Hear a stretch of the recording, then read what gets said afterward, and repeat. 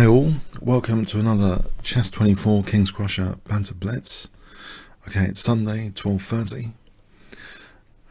Let's go. I'm just gonna, might have to mute something over here. Go to my challenges. So first come, first serve on the challenges. First serve on the challenges. And Marcel Kircher is the first guy today. Hi Marcel.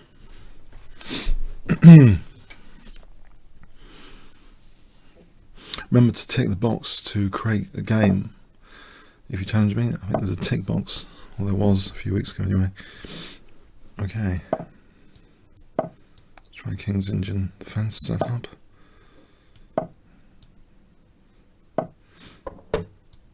And yeah, this is pretty solid for white, not committing to e4.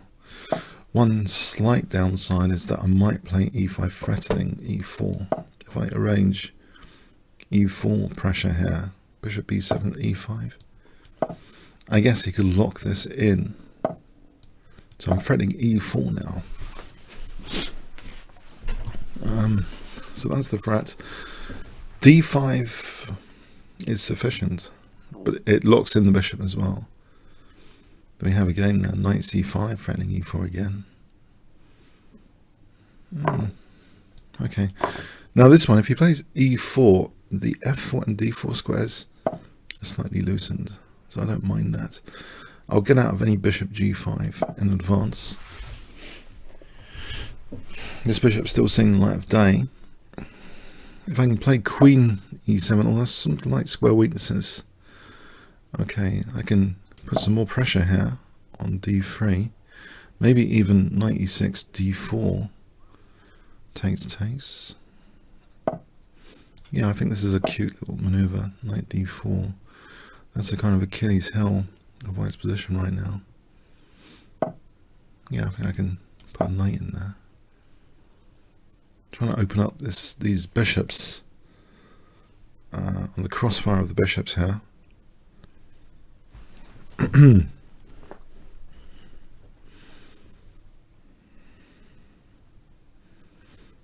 Let's see. The queen's hit as well. Knight takes, e takes, rook d1. I don't think I'm going to go for a queen sack with takes here, although it's interesting. I might just play c5. Okay, so we got this position. Maybe, I think just c5. Although it is tempting. A rook and bishop for queen. It is tempting. I'm tempted. Nah, it's just on the side of. I don't know. Actually, it might have to look at that after, if that's because sometimes I think Kasparov in King's Engine positions has done that, but he knows what he's doing. There's a difference most of the time. Yeah, can't I just take the bishop? There's no check.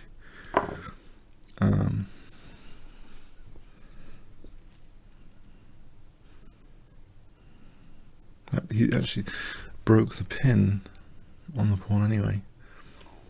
Probably take this knight off. It's quite a strong knight. Okay, so I can move on the dark squares, I think.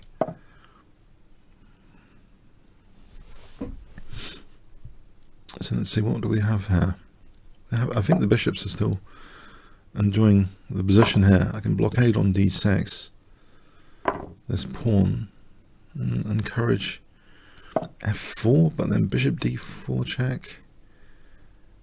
There's weaknesses left behind. Just rook e8 would then threaten queen takes d5 in that position, if you can imagine.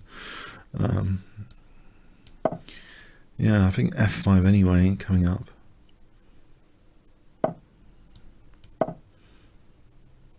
There's also knight g3 to think about, but bishop d4. I'll put a knight in there, that's nice. Queen f2, there's knight h3 check, full king, queen and king. The bishop d4 is very attractive. But is there stronger? fg. I think actually this, because rook f7, I can protect a7 just in case, and then double as well, dual purpose, keeping a strong blockade on the dark squares. As also, if I doubled, there's knight h3 check. King g2, rook f2, king takes, queen h2.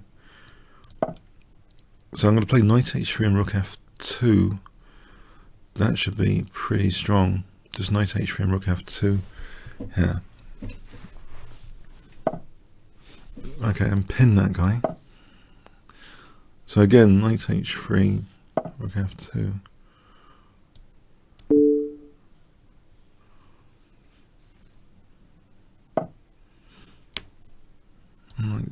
Oh, f1's actually covered. That would be a blunder. Kind of. I'll take first and then rook f1. So that's rook f2, queen h2, I believe. Thanks for the game, Marcel. Okay, let's go on to the next challenge. Kostis. Hello, from Greece. Maybe Athens? I don't know. Let's play again, knight f6, and again a king's engine set up. It's a bit of fun. I should get some more books on the King's Engine. Haven't bought some for a while from Amazon or something. It's still a pretty popular system. Not on Super GM level that much, but okay. Rook b8, b5.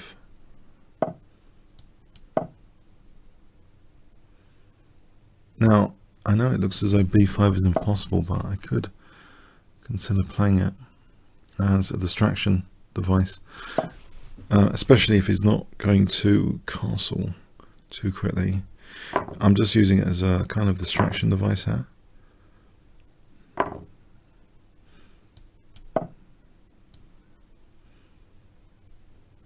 Let's put more pressure on e4. So knight c5 and bishop g4 is a distraction to h5. Pressure on e4. I know I've stacked a couple of pawns, but the thing is, it looks as though white hasn't developed too much. King still stuck in the center. This should be quite interesting for me. I can take this guy, and I'm on b2 now. And that's not that significant. b2, of course. Oh, there's knight g3 of more significance. Knight g3. Knight g3.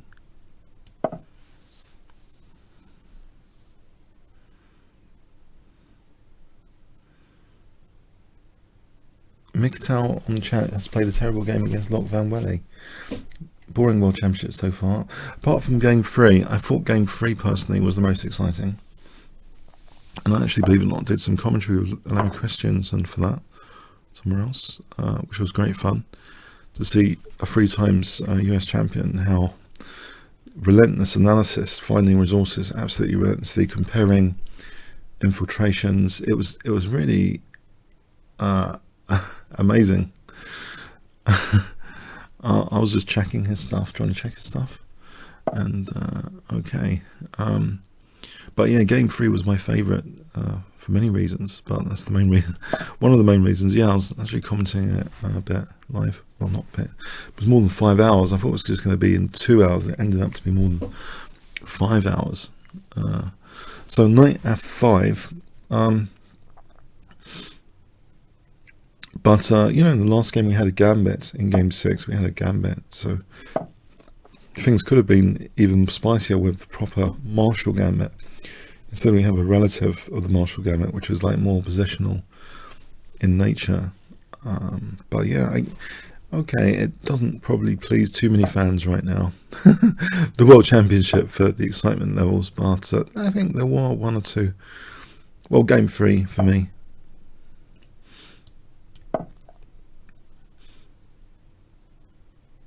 Game 3 was pretty exciting, I thought, even though it was a draw.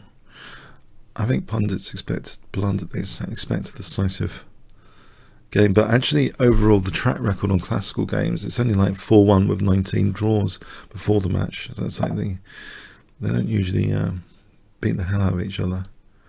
Let's go into this e4 square. It's more decisive, of course, on rapid or blitz, their encounters. But on classical, I think it was like 4-1 before the match. So Carlson 1-2-4. They played boring variations, especially Carlson. Yeah. I must admit, but I think it's kind of variations I kind of avoid, and same with some other attacking players. Kind of avoid the symmetrical stuff, but in World Championship, you want to play like the symmetrical stuff. I think, mind you, you go back to the 1951 World Championship match between Botvinnik and Bronstein, and loads of Dutch defences. But the times were different back then. That was like internal within the Soviet Union, that sort of World Championship match, and very, very different culture and stuff going on. And I think Bronstein, was under difficult circumstances as well, with his father and stuff. So I don't think he was even potentially, there's controversies around it. He might not have been entirely motivated to win the match, but he wanted to prove a point by drawing the match. So back in 1951, things were different. There were some exciting openings. If you go back to 1951 as an example match, but of course 1972, Fischer-Spassky, that's exciting openings. Okay, thanks, Kostis. Yeah, the openings do kind of set the tone for a game because of the pawn structure and the trump cards of an opening. Okay, Shadow Mate. Let's play like I'm just going to play to clamp down on d4 for the moment. No, I think 1972 had a rich diversity of openings. Yeah, Fischer unleashed quite a few surprise openings like the Anakine's Defense with black, and playing into like the English opening, which people thought would just stick to e4. I think you're trying to buy.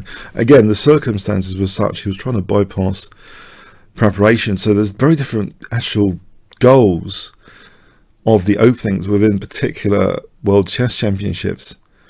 If you imagine Spassky had a huge team of Russians backing him, trying to find chinks in Fischer's repertoire, Fischer like switched his repertoire to avoid masses of preparation. But back then also the culture of the time, technology far less than now, far less potential for easy preparation. These databases we have now, we're in the world of information right now.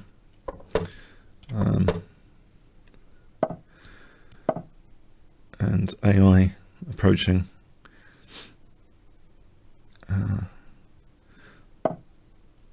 Having this conversation with brother and friends last night about how Amazon could be the start of the end, because because those delivery drones, what if the laws are influenced by money? Amazon start putting laws around people not smashing up delivery drones, and that's could be the beginning of the end for things. I don't know. We're in a high-tech world right now. So rook a7. I'm going to be losing a pawn if I'm not careful, right?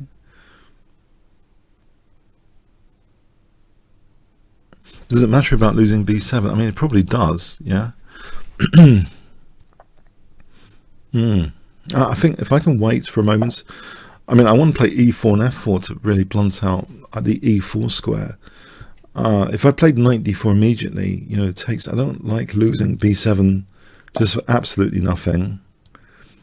All right, this position might be more interesting. Okay, I'll give e4. I'm swapping e4 some light square pressure for some dark square pressure. I think, yeah. I mean, there was a time people thought technology's changed so much. There was a time people thought IBM was so dominant, and then there was Microsoft. Everyone thought like Microsoft was impervious to any potential changes, and then the internet came along, and then Google. But then now it seems for me, Amazon. It's like how things, the technology giants change at the top. I don't know. It's rapidly. There's no constant giant at the top. I think for me. The way things have changed. But anyway, so back to this game for a moment. Knight f5. I mean, right now it looks as though Amazon's like the giants to me, because it's like a media giant, it's like technology giants. You can do a lot of technology there, and giants. Money-making machine. As people have these subscriptions, all these things. I think, yeah, I just used to think it was used to, at one point, think it was Microsoft, then it was Google. Now I think it's Amazon, like at the top. But maybe. Okay, so D5, is D5 any good? Is D5? Just to try and blunt this bishop. If C5, knight C6, mind you, there's knight D6. Yeah, I think the open. I mean, I think Kasparov said it that the style of play is influenced by the era you're in. The era you're in is influenced by like technology and the culture and history. You can put games in a context, historical context. Isn't that just winning the exchange? So the actual openings are like a reflection of the times we're in as well. If I take here and rook c8, just to undo all my pawns, but yeah, I've exposed b7. This is a problem, exposing b7.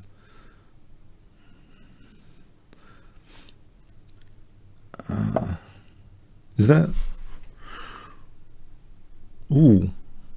Now, I don't like losing my light squares particularly, So I think I might let him off. I don't know. Or should I? Should I dare?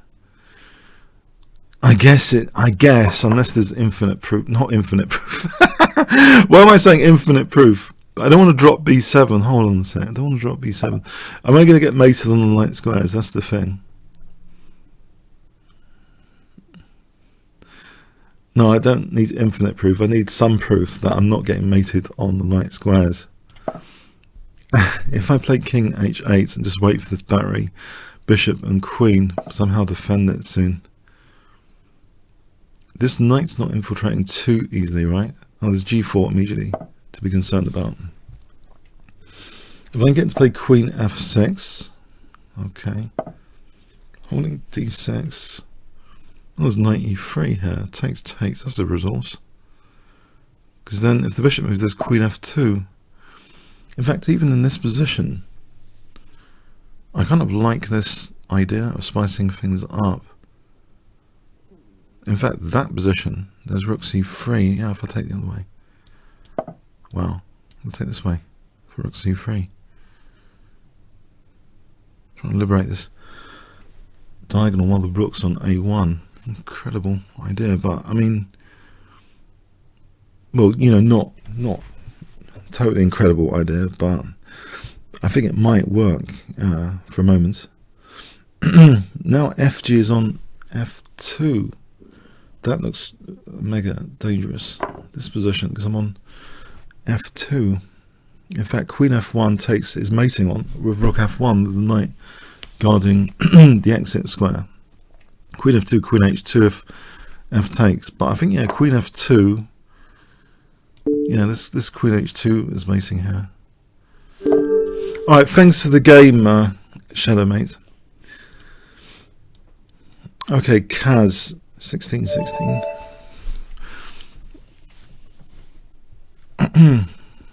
But I got an idea. There's one game which was kind of symbolic for me for one of the classical wins.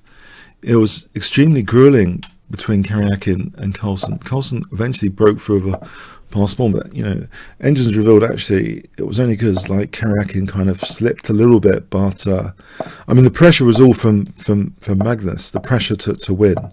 But it was like that was like 90 move game or something, and I thought that was symbolic of how these two are so super solid with each other. You have these long, grueling games sometimes to get a decisive result. That was in their classical encounters. Now, this could be tricky, right? Let's bite this pawn chain. Yep. I'll try and get d4, bishop e6 to accept the double pawns. Or not. The double pawns are a bit of a liability, right? Maybe knight d4 is safer. Now, if bishop g5, what about rook d6? Or is that silly? I want to play bishop e6. Now, there is bishop e7, maybe rook b6. This is getting adventurous. Rook b6.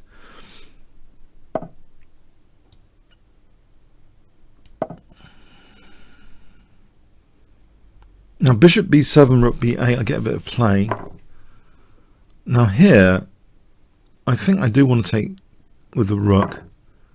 I'm probably double behind this with f6 first, of course, to be able to play knight f3 for rook takes d1. So f6, rook d6, rook d8, knight f3. If I got a few moves in, okay, it's not check anymore. It's no big deal. A pawn on d4 is pass pawn here.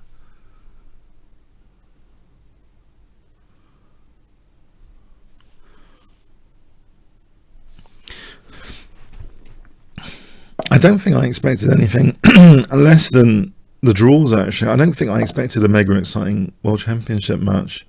I mean, you can tell from other World Championship matches, it's just the classical tone to them, the classical, very super solid tone to them, these matches, that you shouldn't expect. Obviously, the same openings as people trying to win a Swiss tournament or something, whereas like 5 or 6 rounds, you got to like destroy people to win a prize. It's not like that at all. You just have to win one of the games, especially in a 12-game match, just one of the games. So the tone is set. Now, yeah, this is a bit risky, isn't it? This f5 is a bit vulnerable to knight g3 coming up, but I think there's rook d5. I'm hoping there's rook d5. Now this, yes, there's infiltration points. I'll cover e6 for a moment. So knight g3, rook d5. This could be a little bit tricky, actually. If rook c8, knight d4, if I go back for the pin there, does that actually work? I think it does, actually. That might be immune to capture. If I played rook c, let's have a quick look at this. Rook c8. Knight takes, rook d8. Where does the knight go without losing d3? In which case, am I free to play rook c8 for rook c2? I'm hoping I'm free to do this.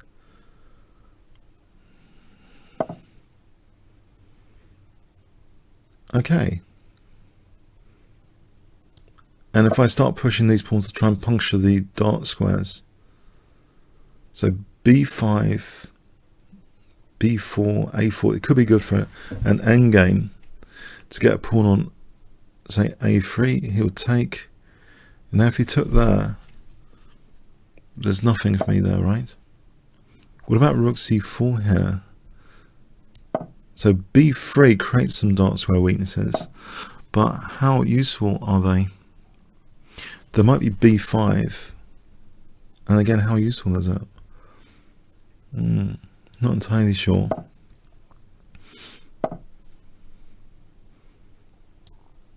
Okay, this takes some thinking about. How would I improve the position here? Can I wander with the king over? The king could go to b4, potentially. If it went to b4, well, I don't want to self-mate. I can also got this other plan of h5, h4. I could go to... Now, knight c3 is almost possible there, right? Let's get this position first. See where my king can go. Maybe it can support b5. If it was an a6, it would support b5. But what would that support? Let's try and isolate the f pawn. If g4. There's also a backward pawn here. It's interesting in chat how you can try and spend time. I'll try and invest a minute to try and see any downsides now of white's position. Potentially backward pawn here, potential b5 break. doesn't have to be taken. I mean, there's no immediate downside, right, of white's position. But I wonder, if I put my king on a6 for b5, b4, what about then rook c8 to c3? So, I could try this plan. And actually, I'm not really sure this is doing anything right now. I can actually just try and get a pair of rooks off, though. More simple. Yeah, what about if I just did this?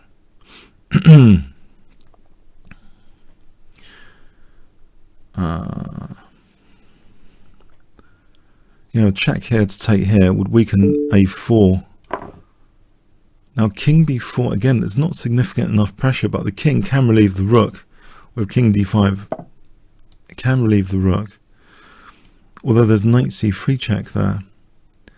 So if I played this first to avoid knight c3 check, so king d5 without knight c3 check.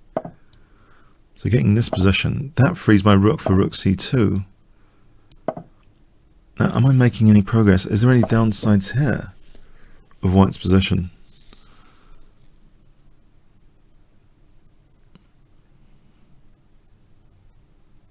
I think the fact that I can play king e4 is dangerous for d3. That would be a pin if king f2, king e4. That might be a slight downside of white's position. Because you can imagine then d3, rook d3, bishop d4 check. If the king was on f2, king e4, rook moves, d3 is just supported by the king. It would just be winning the knight. This is almost zugzwangy. The king's got to hold e4.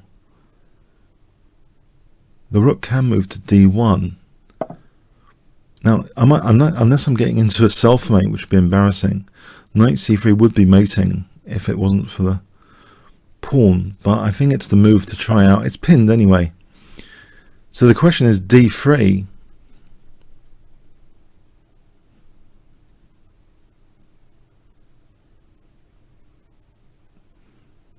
It looks as though white's at breaking point here, actually.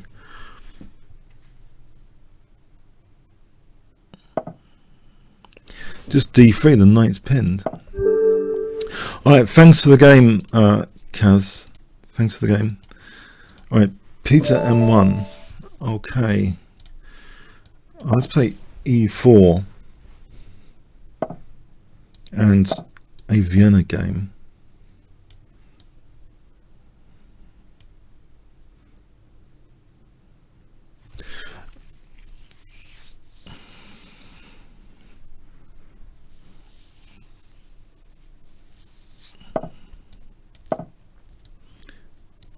Now, if black's not totally aware of the Vienna game, it's quite easy to get a bad position out of it, because it is a bit of a surprise from the Royal pairs or other systems, the Vienna game. And some people have described it as a kind of safer King's Gambit. Here, I'm getting a lot of the perks of the King's Gambit, actually, in terms of the F-file and central aggressive pawns. There are a lot of perks here. I don't know if I should be using the term trump cards, but it was a term I was using before Donald Trump got in, trump cards. But there are some certain trump cards here to play with. Okay, so e5, knight f3, bishop d3.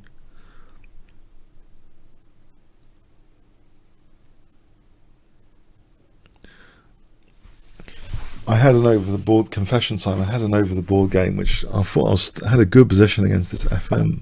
It was a Muswell Hill match, and I blew things totally in his time pressure. I haven't done the video of it yet, but I've been mentioning it a bit as therapy. Yeah, I looked at it after, and I couldn't sleep. I was analysing the game during the night in my head. I really couldn't sleep. Ended up getting really late, up late, and the thing is, I don't know if any of you play over the board chess. I had accumulated something like a 25-minute advantage. And now, the time it was such, it was already like 3 hours in. No, more than 3 hours in. So I regret now not spending like 20 minutes to find issues in the opponent's position, what I'd call downsides in the opponent's position. And at the time, I find, because I've been playing a lot of blitz, it's actually difficult to have that discipline, because blitz is like instant gratification all the time for anything you do. But in this grueling game against an FM, if you ever have that situation where you got 25 minutes on your clock in a club game, I'm talking about club game, not FIDE. This might be a tip. I mean, it's just theory for me. It's a new one to try out next week. I've got is spend the 20 minutes trying to see the downsides of the opponent's position, not the strengths, the downsides of the opponent's position. That's my new theory. If I have a 20-minute clock advantage, because we put it through an engine, the engine finds a downside very quickly. It's like intuitively, it was heading for a position where there's this pawn breakthrough, so he's creating a protected pass pawn, but there was a slight weakness. There was this move which actually won this other pawn, crashed through the H file, and I think I would have been able to find it if I just put the time in. I think it's almost like the contrast between over the board chess and online blitz is gigantic for the time investment and level of regret for me. I just have some sleepless nights after. In fact, one thing I found is actually video annotating the game is like a bit of therapy, or even just talking about it is a bit of therapy for how I would improve for the next time. But chess is a painful thing in over the board. For me, it is a very painful thing potentially, but it's that pain which causes new ideas, which is the thing. It's new ideas and entering the head, how to play in certain scenarios. If you've got a clock advantage, you know, you want to be on top of all the downsides of the opponent's position, not the strengths. You don't want to marvel at, well, I mean, you'd think it's a balance of knowing what the opponent's capable of, but in chess, I think you've got limited resources, so you're either often attacking or defending. If you try and mix both, you're literally splitting your resources up quite a lot. But yeah, you know, anyway, it's torturous sometimes. I've just got to say, the amount of time you can spend and just like blow 5 hours on the last 20 minutes. It's a pain. It's true pain. I don't know if anyone's had that recently on stream here. Has anyone had any painful over the board games this week? Because it is the over the board season, yeah. All right, so bishop g6 takes rook f7. It looks pretty good now.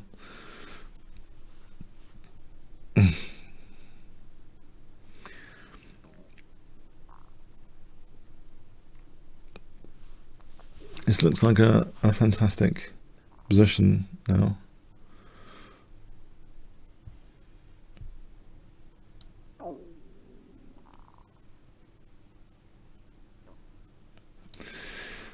Okay. By the way, in case you weren't aware of this, in one of the games in the World Championship, there's a hidden queen sack line. I hope you all know about it. It is a fascinating variation where in the game where Kariak had missed queen c6, thanks for the game Peter M won. In that game where he played this bishop takes h6, there was a hidden queen sack he'd been calculating, and it was phenomenal to realize the reason he'd played all this bishop takes h6. He'd obviously missed queen c6, but what he was expecting was knight takes e4, rook takes e4, f5, and then he would do a queen sack on f3 with rook takes c4. So it takes rook takes c7 check. It was a fantastic line, just sitting in what seems to be a boring game, but the variations behind these games are absolutely amazing. And you know, there's variations lurking even in game 6, to be honest, even in positions that commentators have just switched off, where you get these subtle little moves, yeah, like queen e1, as if it's about b4, sorry, king h2.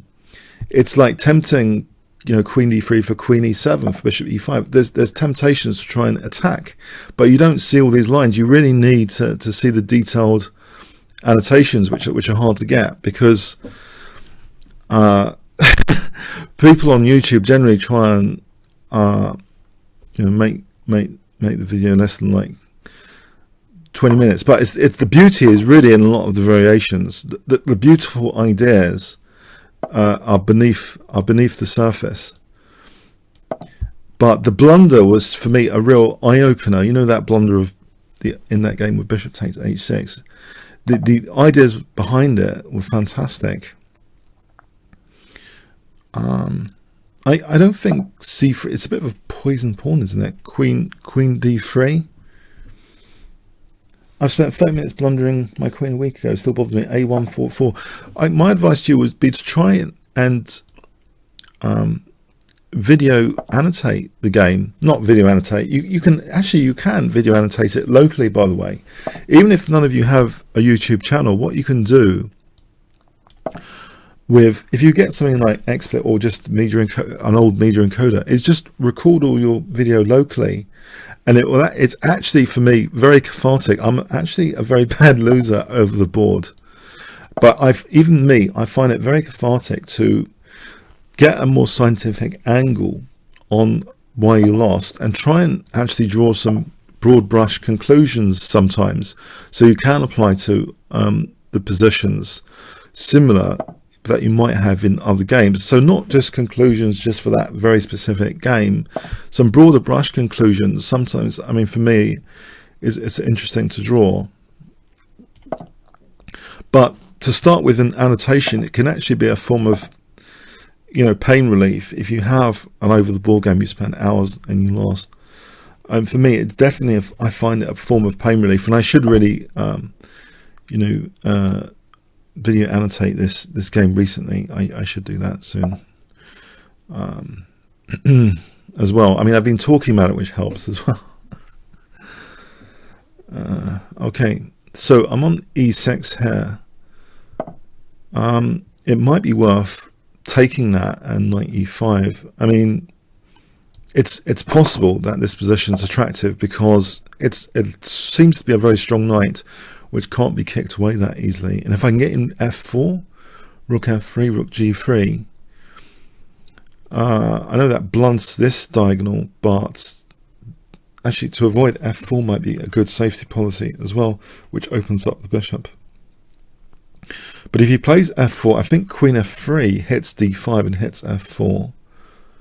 And it might be possible to play bishop f4. All right, I'm going to play this anyway. For rook f3, rook g3. I just think, yeah, to get over a loss where you've invested a ton of time, if you can somehow it's very difficult sometimes, but sometimes get this more scientific angle to it. If you can start analysing it and just draw some conclusions. And was it Capablanca said you learn the most from your losses, and that is true. It's all right for him to say he didn't lose much, though. There was a time he didn't lose much at all. It's funny that he would say that. The guy that hardly lost any games. Yeah. Okay.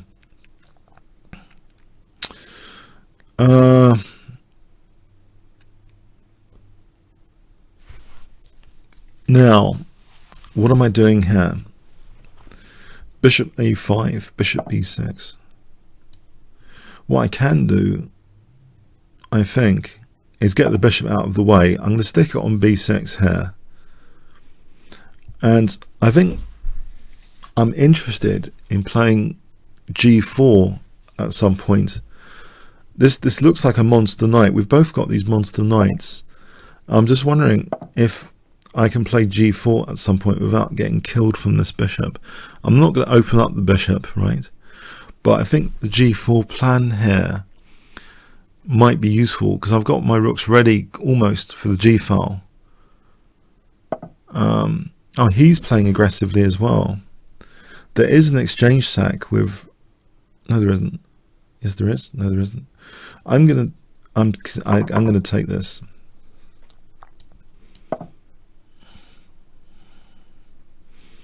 I was going to attack him, but he's saving me the bother because he's opening up some weaknesses. So I'm just going to tap into his weaknesses.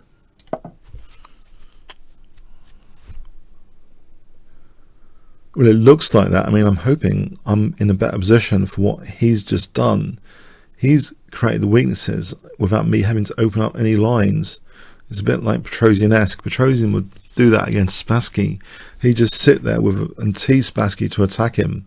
Then all of a sudden, Petrosian's hijacking all the open lines which Spassky created. And it seems like a terrible thing to do in chess, but it is a legitimate way of playing, I guess. It's provocation. Takes here. There isn't a check on f4 after. So the 2 rooks for the queen. I'm not sure about that.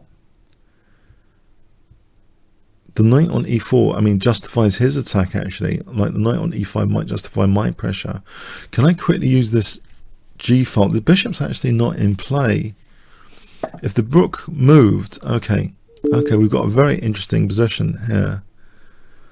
There's even queen h4, knight g6, knight h4 with king h8. There might be simpler. There might be just rook g6 trying to nudge the queen away to e7. This knight on e4 bothers me. Isn't there just rook h3, by the way? Yeah, rook h3 looks like a good check in this position. Yeah, what black has just created this massive vacuum of weaknesses.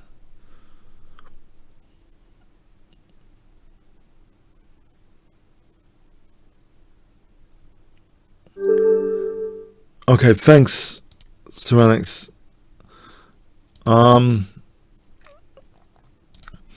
Azul Mist. Yeah, there's a classic Petrosian Spassky game where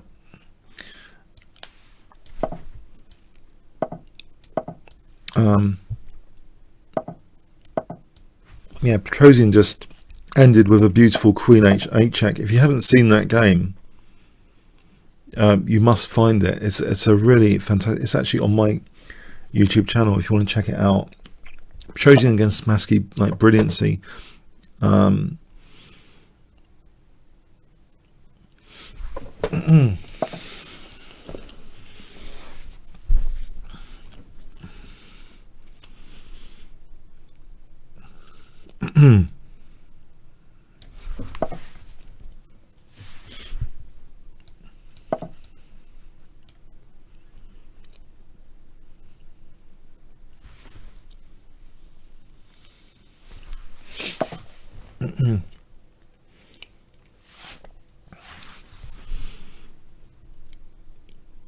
If I took a knight g4, isn't that dangerous? Because I'm threatening d4 as well as knight e3. I know it's like pedantic, but it does seem like really dangerous just to play knight g4, because I'm hitting d4 and I'm threatening knight e3.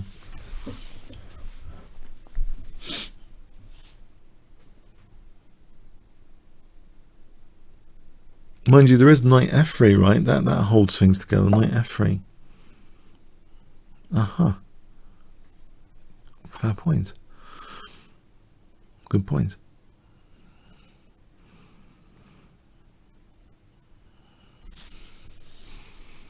If I try and play for knight e3, I suppose there's rook e1. Chess is not easy. I'm not sure I mind h3. I can slip back to h6 and then to f5. c5, I'm not sure. There might be some downsides of c5.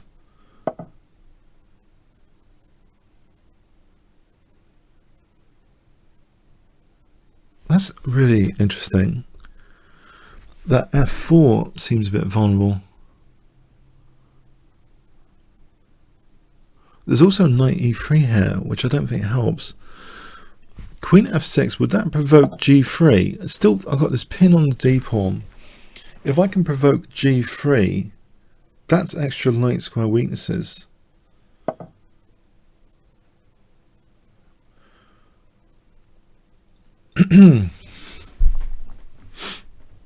h5, I think. Just so to say to h3, I can move back here without g4. Not that g4 looks that terrifying. Now there's only one shared open file, so the opponent could get rid of both rooks. Okay, and if I play bishop c6 here, is that a legitimate idea to double the pawns though when the bishop takes?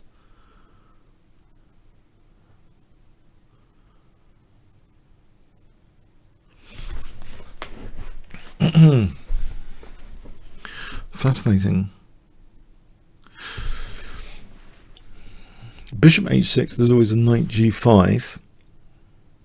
c4, there's never going to be d5, not for a while because of that pin. Aha. Now that weakens d4. This queen sack here. There, king f1, knight h2 is mate. King h1, knight f2. That's good for a laugh. Because there's like knight e4 winning the queen after. I think that's good for a laugh. I mean, there's a seesaw check. Oh, I can't resist it, guys. I can't resist it. So this is, I can't resist it. Yes, I'm trying to imitate the Rubinstein Immortal game. Rubinstein played a game where he had these enormous bishops lurking around white's king. So king f1, knight h2 is mate, and otherwise I'm getting this seesaw check. Pretty destructive seesaw check mechanism if he doesn't play queen f2.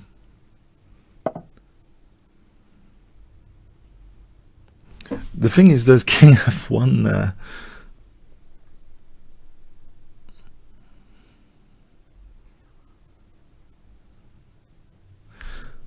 So my first thought to win the queen back, maybe that's the practical thing to do, is try and just win the queen back with knight e4. Because I think there's a weak back row. Unless he plays king f1, the king, it would be a weak back row.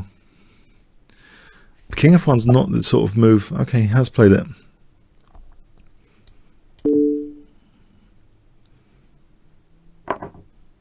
Now, isn't there just taking and bishop c3? I think this little combination has worked. I wasn't really going to mention queen d4, but because I thought it was just so absolutely outrageous. But then actually it did seem to work. That's the funny thing about forcing moves. They sometimes actually, by magic, seem to work sometimes. Crazy stuff. I mean, I think it might have actually been sound.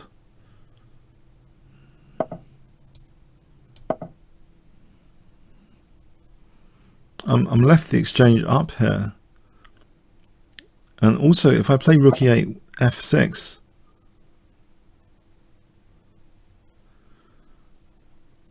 alright, I can just create a pass pawn scenario at the very least.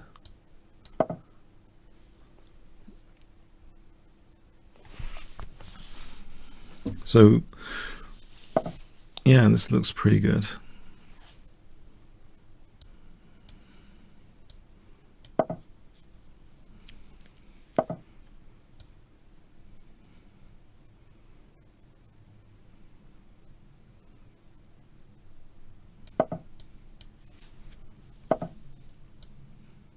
I'm on e6 now, so no time to take here.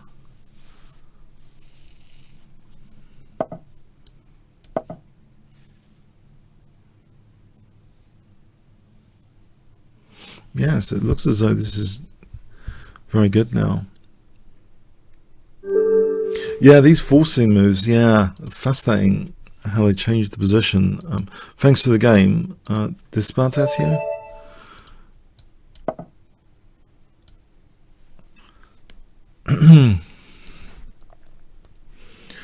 Okay, hi, this is Derbatio.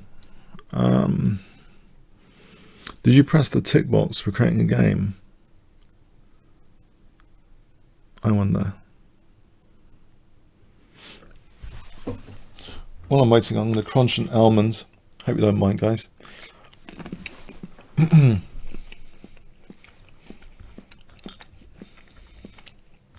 Or two.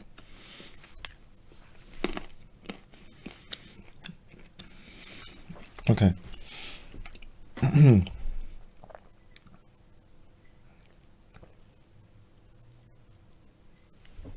drink some coffee. Looks as though he didn't press the tick box. Shall we abort?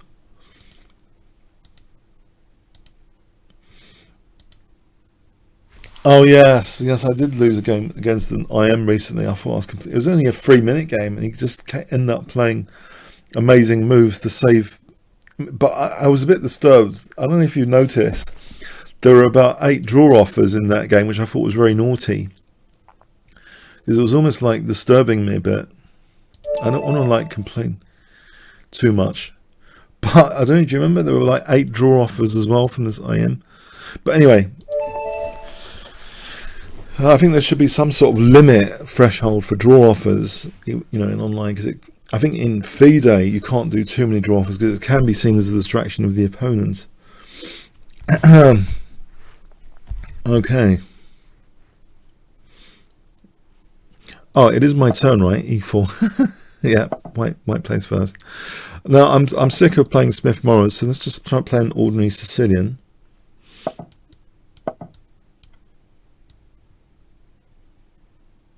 Because I'm actually sick of the positions of the Smith Morris, so I'm going to be adventurous with whatever this is.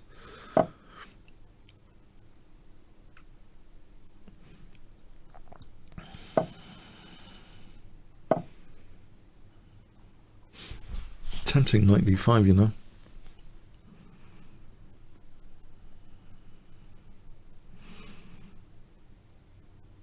Actually, you know, I don't have to commit to casting queenside here. I can try and just play for queenside pressure. There's a bit of controversy. If black's just geared up for attacking on the queenside, this structure has been exposed. And I wonder about just playing for queenside pressure now.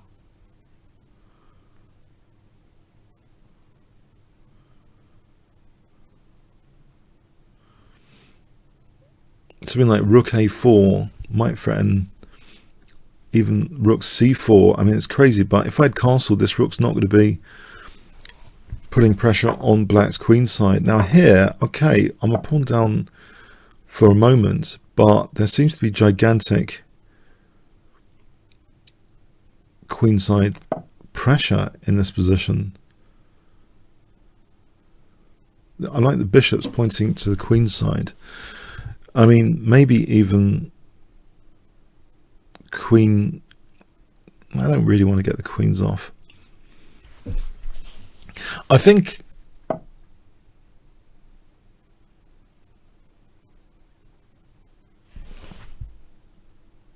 yeah, hold on. Yeah, c4, there's knight b3.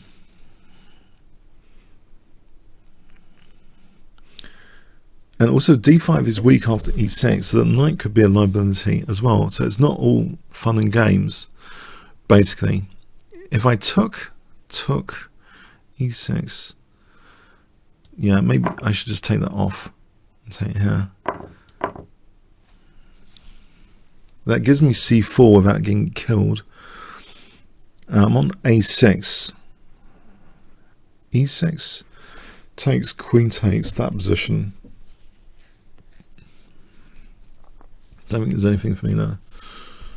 Maybe just c4 here on e6.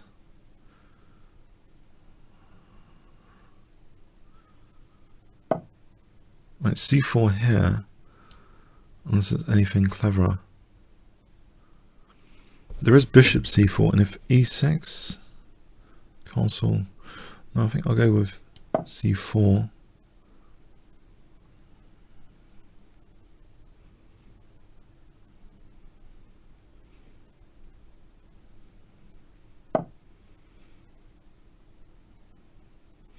Yeah, have I created tactical liability? I can pin that pawn for a moment with queen e3. That looks like a rather pedantic move, but I need to stop my position crumbling. There's no knight g4 here. This might be justified. I need to stop this crumbling because knight c6 remains a tactical liability. One point of it could be just take on e7 and then just take on e6. Mind you, I can play bishop d3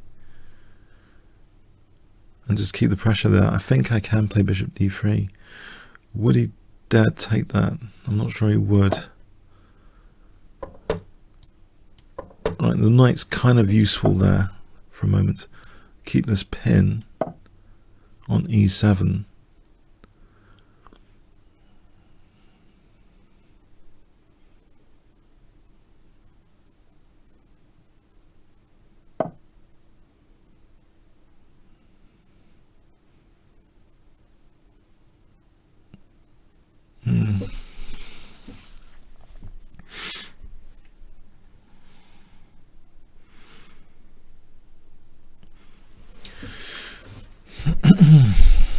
Any downsides? Black's position. There's definitely a downside of my position. Okay, if I take and then d takes, no, not sure I'm liking that. I'll play b4.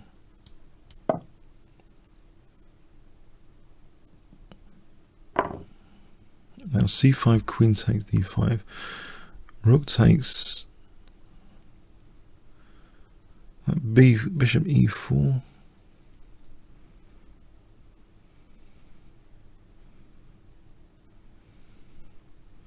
Try and treble on the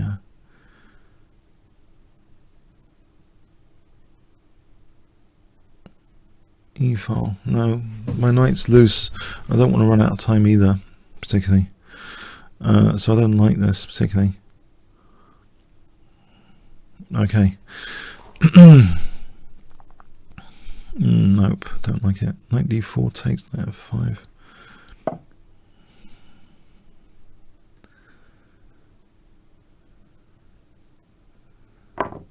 Yes, really testing this.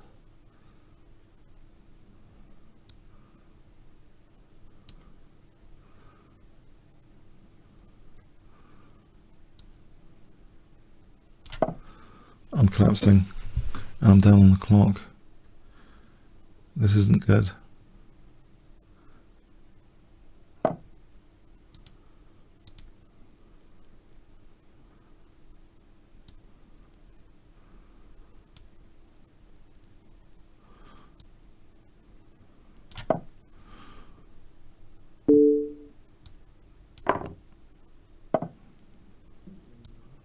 At least there's knight e6 here.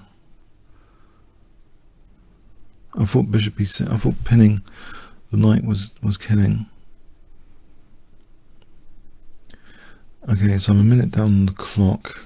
That king f8 I just didn't factor in at all, funny enough, from earlier. But queen c5, knight e6, bishop b5. Try and use this e file. Anything clever here? G4, G5. Trying to use the E8 square.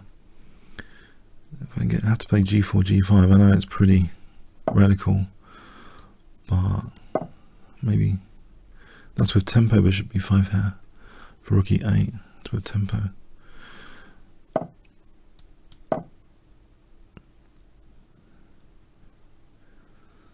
That gives me queen E3 threatening rook, queen E8 mate. I think he should have had that pin on D4. This shouldn't have been the scenario he's in. Queen H3 holds the queen to H2, but again queen E2 is dangerous then.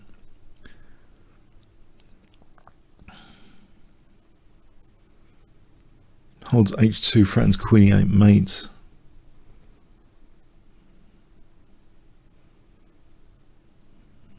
That's G6.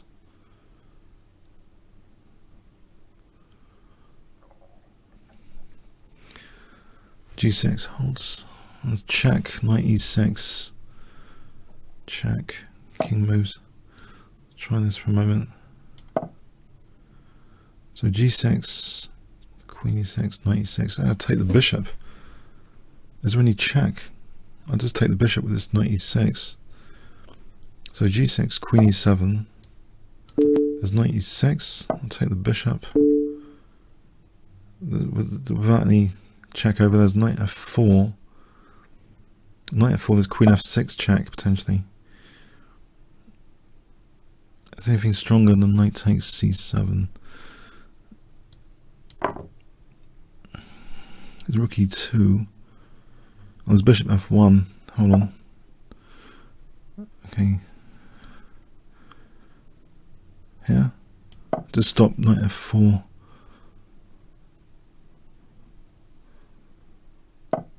Oh. He had me earlier.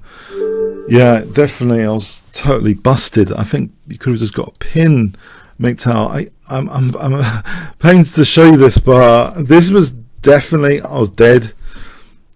As far as I can see, we're just going to confirm this. Not autoplay. No, not autoplay. It's not autoplay.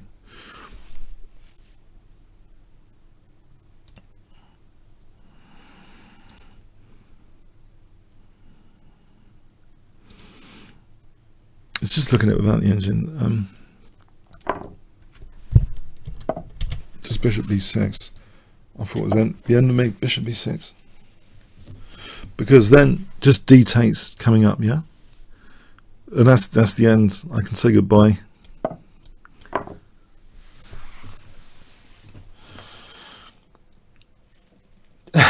This pin on the e file.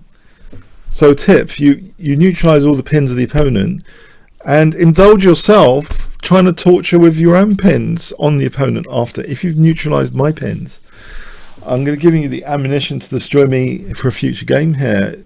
Pin and win, but you neutralize the pins on the e-file resourcefully with king f8. But this would be a killer because I haven't got a dark square bishop, right? This is just a total end of game. You know.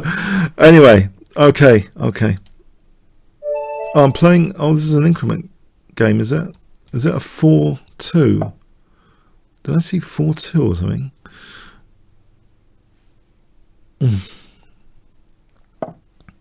Is there a resource? No, maybe I'm wrong. Maybe there's a resource. Is this 4-2?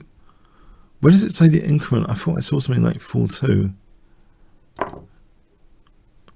Make sure there's no premium challenges, but non-premium. Knight F. Okay, might need to check that out again. Do you think there was a resource?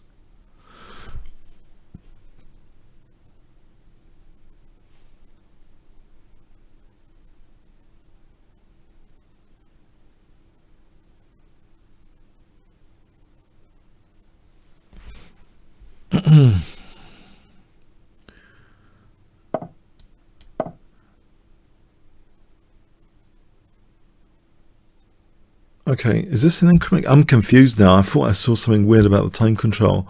I'm at 356. Yeah. Let me see what happens if I play a move instantly. Is there a 2-second increment? 355. 350. Yeah, a 2-second increment. Okay. All right. We've got a 2-second increment per move. This is exotic.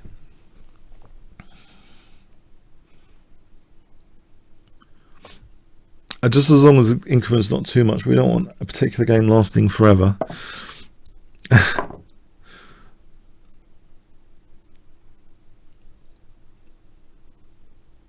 Okay.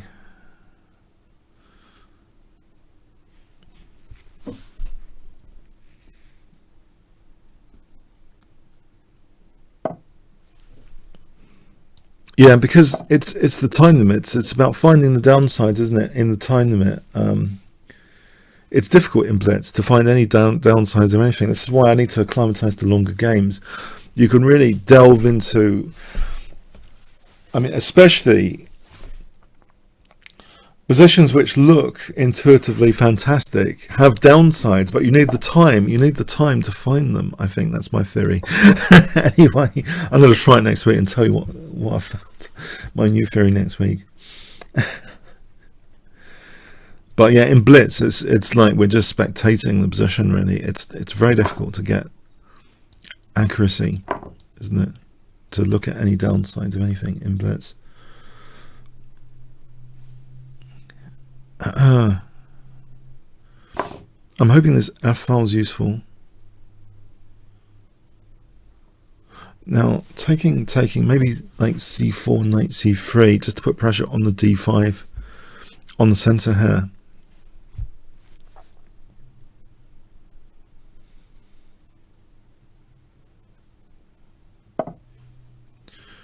All right, so I want to put pressure on the center. So knight c3, and I'm hoping to get this rook to e1 later. It seems as though black has the King's Gambit is another surprise weapon, really. I think black has improvised.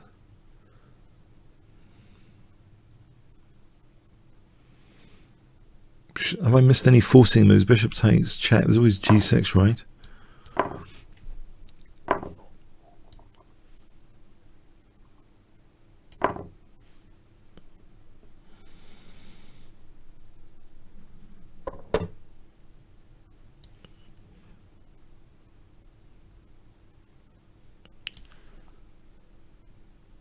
Now, this knight c6 is really annoying, yeah?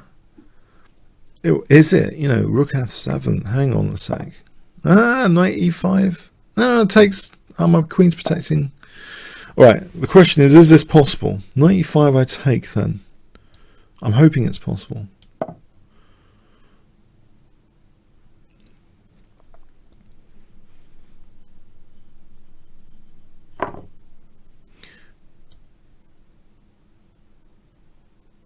Now, I'm not getting mated on the back row just yet, am I?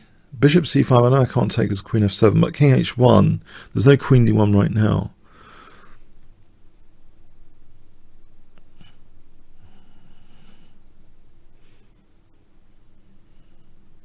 There is queen d4. Takes, knight b5, rook d7. Oh, it's getting a bit messy.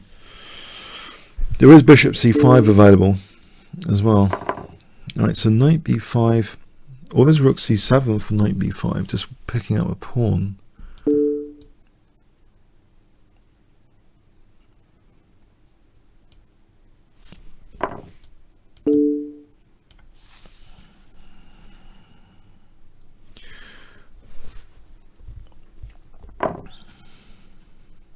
It's an extra pawn.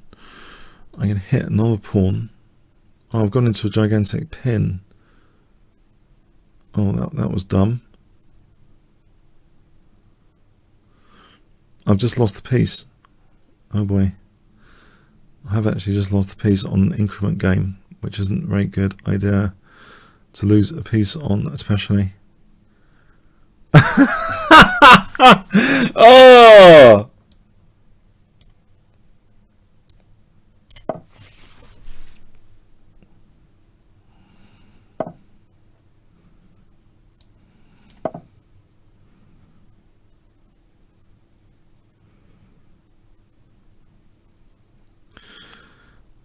Oh.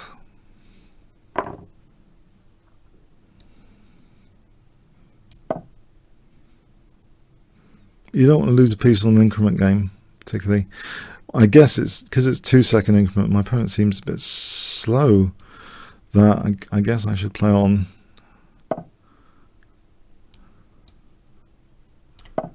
Play the odds.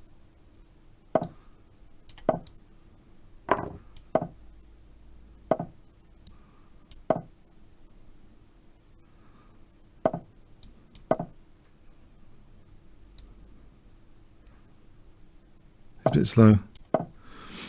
I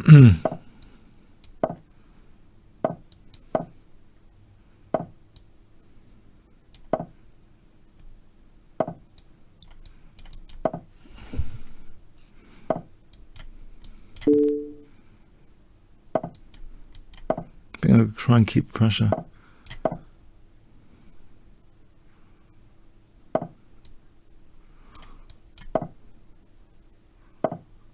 And you.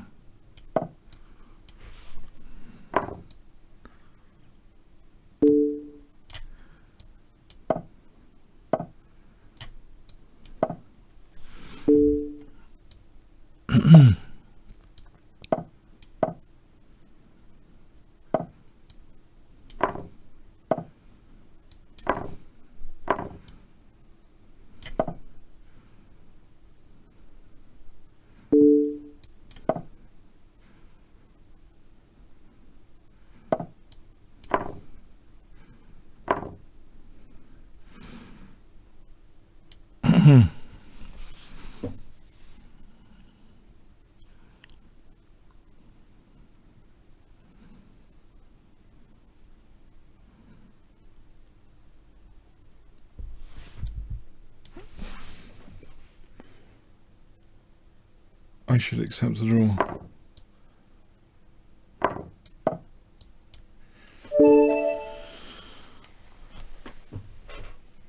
I blundered horribly, thanks to the game. I fell asleep there, and bad on the increment game to do that, fall asleep. That's for sure. I deserve to lose, obviously. Yep. Okay, hi Moby. If it was any more than 2 second increment, it's totally resignable. But 2 second increment is like I can do something to create some pressure, potentially.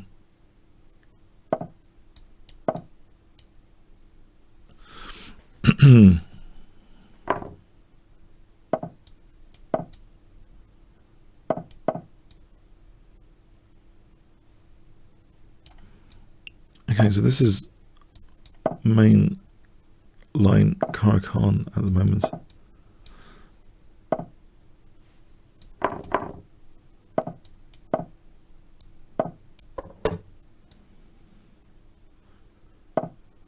Let's go back here to avoid the doubled pawns.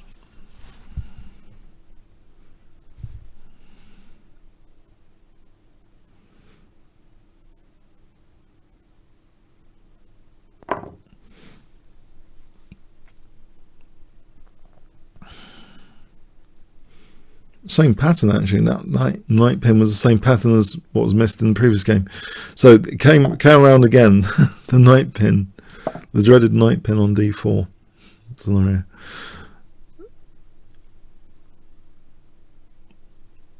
c4. This looks weird unless the idea is queen f5, but that's structural damage. Can I play like this for bishop c3? I don't like that structure if black's going to take away from the center with queen f5. This looks interesting for bishop c3.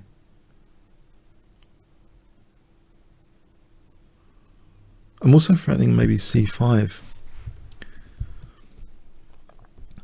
If black has to play c5, bishop c3. Right, there's queen f4.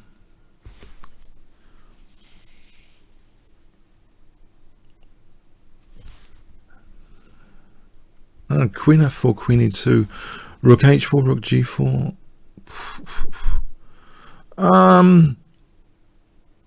Is that any big deal in any way, shape or form? All right, I didn't like the structure here, so I'm happy if that's really. Well, in fact, knight h4. What does black do about knight h4 there?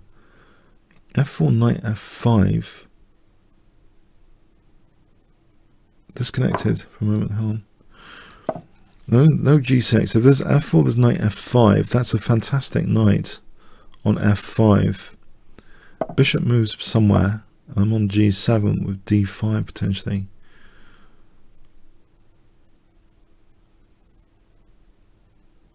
Might be a better way of playing this than d5, although it does look tempting. There's bishop e5 after. If there's knight e5, there's d6, but bishop e5. If I hold down for a moment against bishop e5, so I'm threatening d5. Okay, is there any difference here at all to bishop e5? Maybe there's a target with knight d6 now. So bishop e5 I take.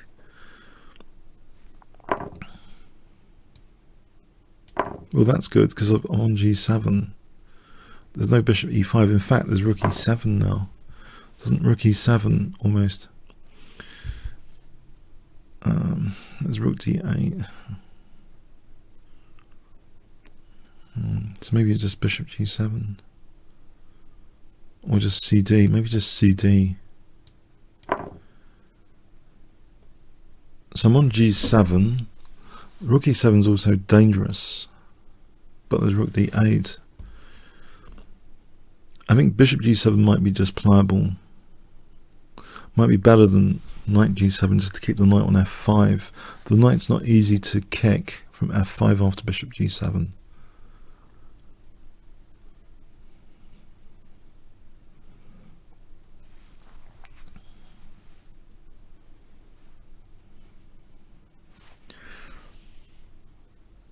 Okay, so situation here, I think it's difficult for black. This queen f5, didn't like it at the time. Like it even less now. I mean, from my opponent's perspective, I mean, because the knight on f5 is pretty, this is trump cards all around the shop. E-file, pass pawn, coordinate pieces.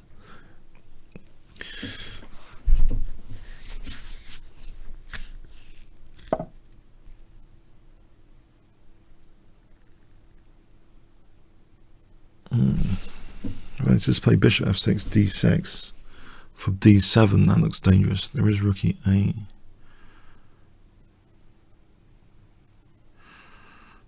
But also knight h6. I'll just rook e7. What about this rook e7? You can keep the knight on f5 here.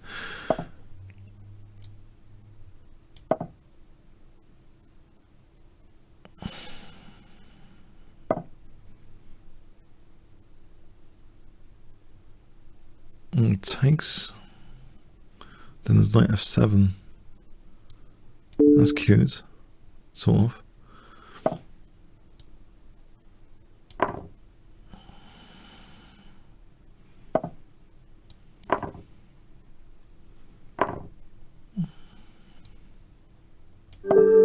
Thanks for the game, Obi. Thanks for the game. That was difficult after queen f5.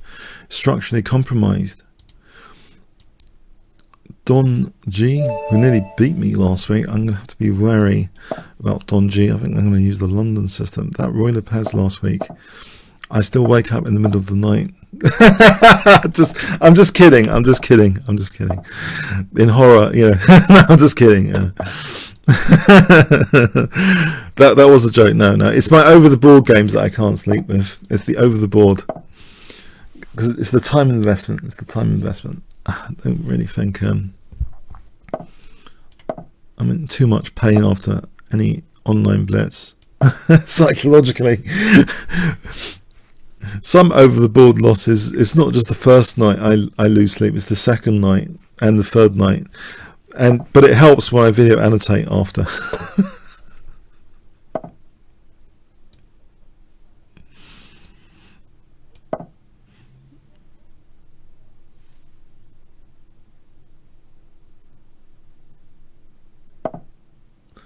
Now, is he going to sack on h3? Oh my god, I'm worried. I'm worried. I'm ready for bishop h3. I'm going to play bishop f1. Hang on, he's got e4 here. Have I just lost the piece to e4? I've lost the piece to e4, haven't I? Yep. e4 just wins a piece there.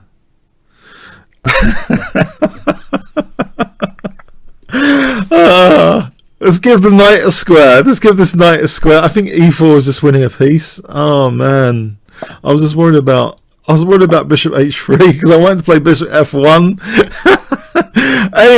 Anyway.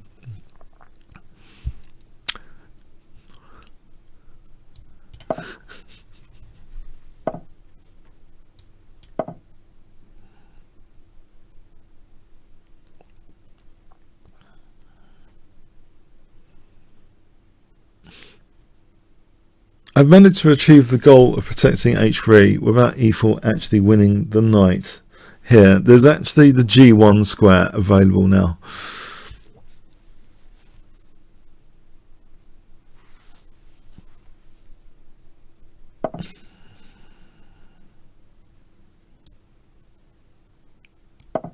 I'm hoping he's creating some weaknesses in his position at some point. This hack attack with g4 now.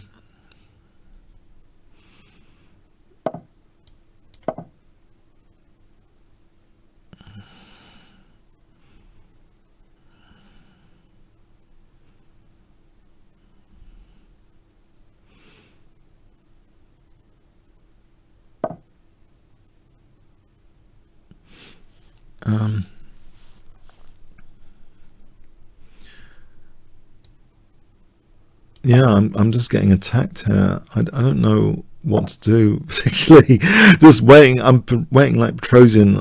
Did I mention I think it's a legitimate style of play, Petrosian? There's d5 here. This is a bit too much. d5 winning a piece again. A bit too much comedy for one game. What about if I play d5 then rook e4?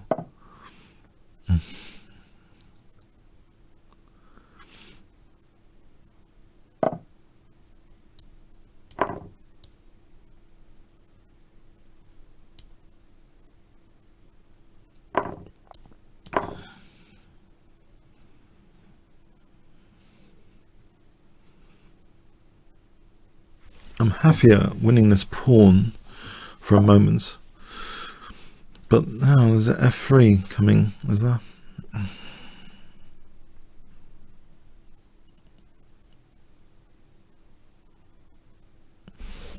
If I took this bishop and played c4, f3, I'm going to take the bishop, because I'm going to say basically f3 I'll take on e5.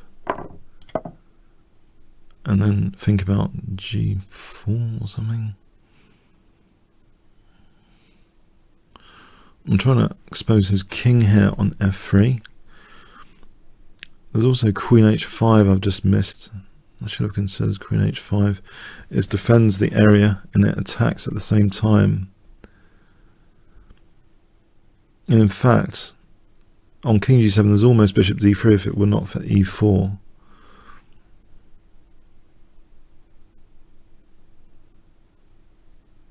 So queen h5, king g7, rook e1. To be able to play bishop d3 for queen g6.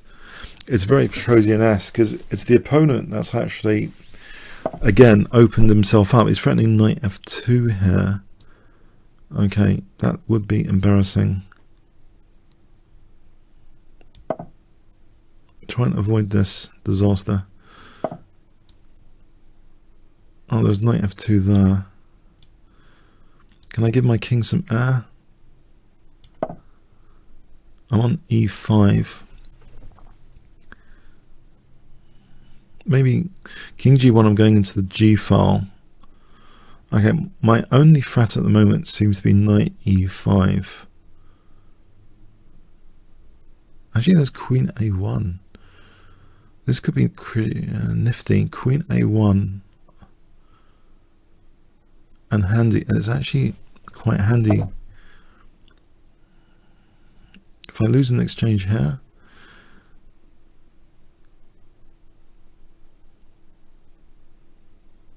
I think there's more and more weaknesses around black's king if I lose an exchange here. I'm threatening knight g6 and queen c3 and bishop f4. I think knight g6 just to pick up some material, and there's bishop d3 and knight f8.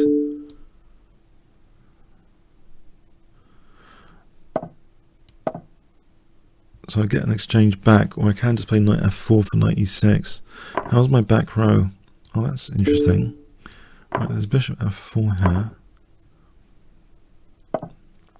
And g4.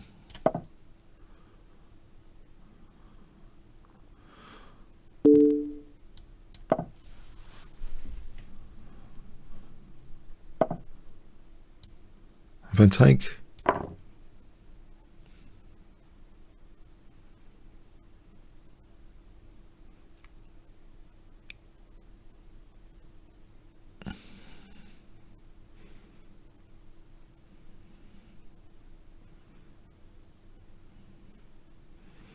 yeah, what I find myself playing like Petrosian in 1 or 2 games this session for some reason. Thanks for the game, Don G. Okay, Killer Cat. I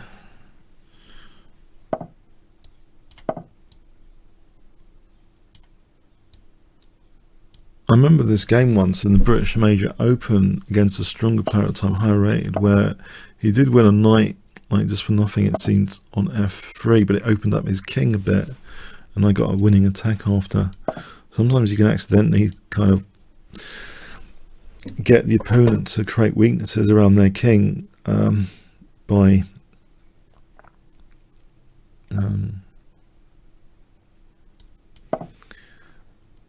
luring them materialistically, I suppose.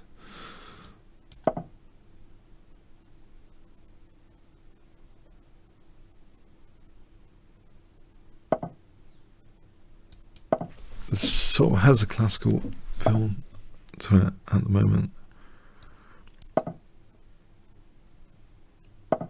But actually I wish I played a more mainline Relay Pairs just for fun. Just to celebrate the World Chess Championship. Simba 7, okay, I'll try and find you after this game. It's not a World Championship game, so I'm going to play G5. I'm going to try and spice things up.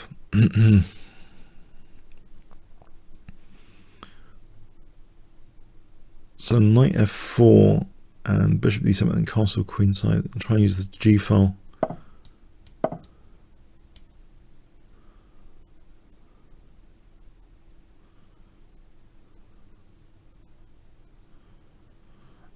I don't think that knight's easy to tolerate here on f4. In fact, I'm wondering about, well, doesn't that lose d3 by the way if I played b5? I suppose he's got bishop d5. Was that really the intention?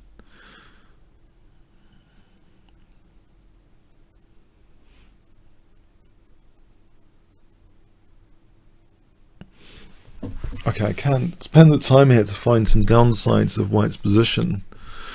It's clear that that's not an immediate fatality because b5 there's bishop d5 on c6 knight, otherwise knight d3. There's another potential thing here with this pawn chain. If I could sack on h3, can't get a battery though that easily for bishop h3. g4 might be interesting because then after rook g4, assuming that pin holds, then there's rook g3, but white's going to play d4 anyway. So I think bishop d7 just to be able to castle queenside for the moment. Put things on hold. This pin might renew if d4, say d5, the pin renews, which makes g4 more effective because I'll be threatening after rook g4, rook takes g3 if I had that pin. The knight's holding things up anyway.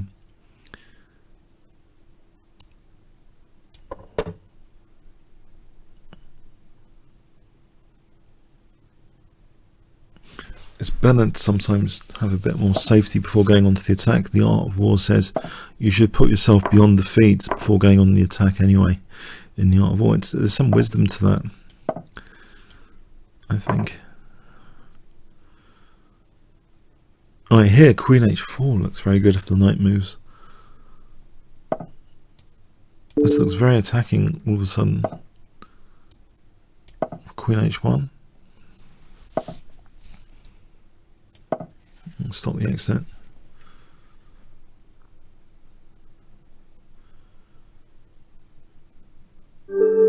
Thanks for the game, Killer Cat. Okay, Simba, yeah, we got a game. We got a game. Okay. I'm trying to play this knight c6 business.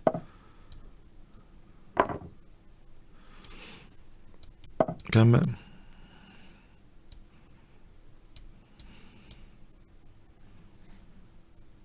It's not a world championship match. Although this is not particularly clever probably by me. Can I play knight e5 here?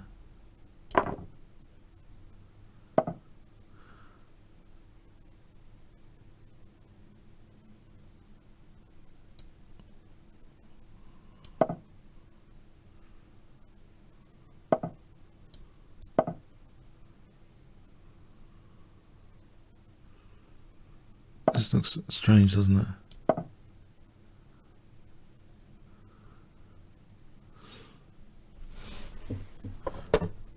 Queen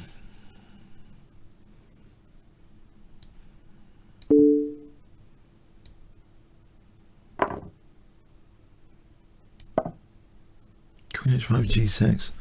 Yes, I'm making this opening up as I go along.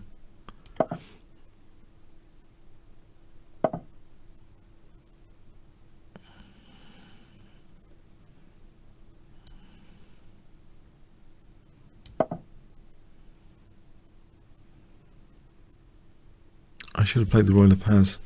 What am I doing? I feel bad playing this now. Why didn't I play the Royal Paz?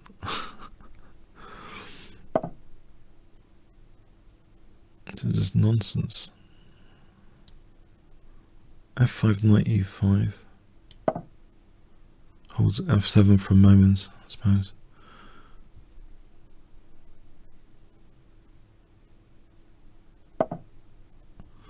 I've got this check, and maybe d5, and things get a little bit better, I hope.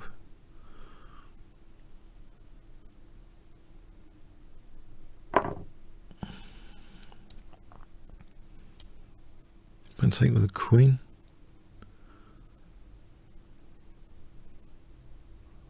Or maybe the bishop.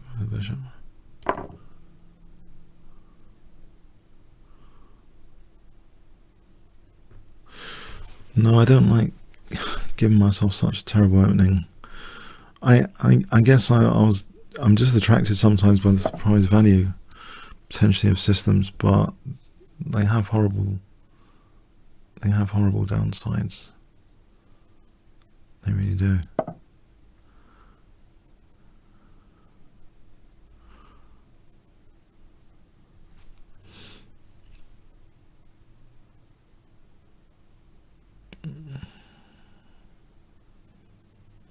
It's bad opening.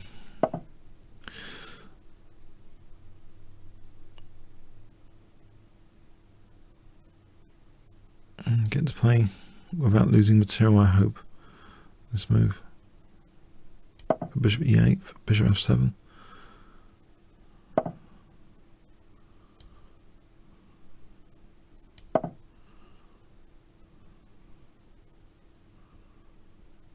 Is there rook d8?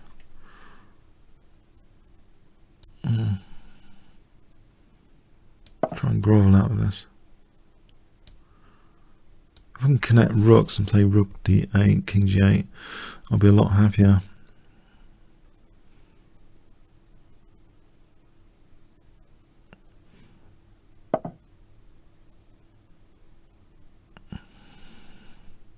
Take this guy off. No immediate fatality on the diagonal. King's away from dark square for rook d6, bishop c5 to be avoided. If I can play bishop e7, I'll be happier. It's not good to try and grovel from these sort of openings in general, of course. Okay, e6 needs to be held. Can I play bishop f8?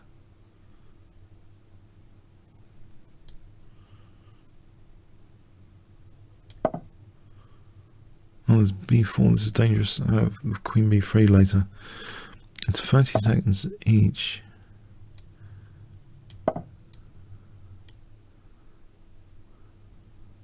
Get the queens off.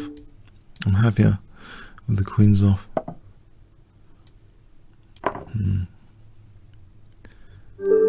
Yeah, thanks for the game. No, I feel ashamed. The opening I played. Quite often I'm having good results in bullet with this surprise weapon, yeah. But I think this is a very critical test just to take. And I have played it like this quite in bullet. Which is maybe better than the game continuation. What I've done here is, this is more dodgy bullet style. Okay, it's a 3-minute game, so that's why I'm able to perhaps get away with it. But this is just asking to get completely demolished straight from the opening. Okay, which is probably why the World Championship openings are very good for me to watch, to know what it is to play solidly in the openings, yeah? To play solidly in the openings is not to create loads of weaknesses, as an example, I suspect. And to be able to castle.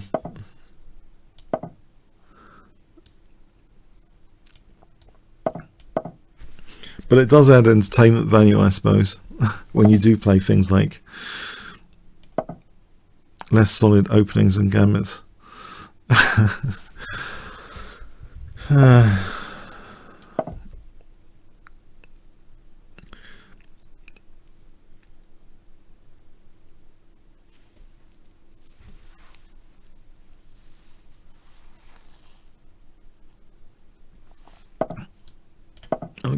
try and safeguard b7.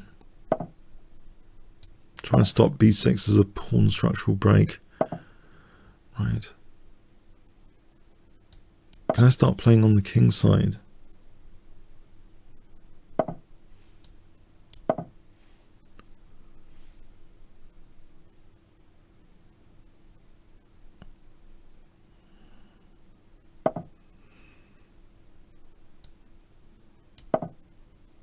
It's sort of like King's Indian defense transposition, actually. Well, style of play. If I can play rook e8, f5, f4. That's ruled out at the moment, f4 surely.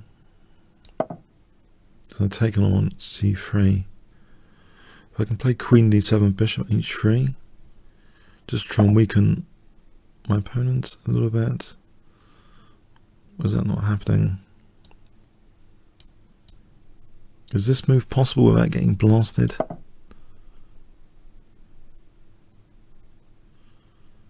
If I can play bishop h3, maybe take some bishop h3, f5, I take here. Try and soften up these light squares a bit.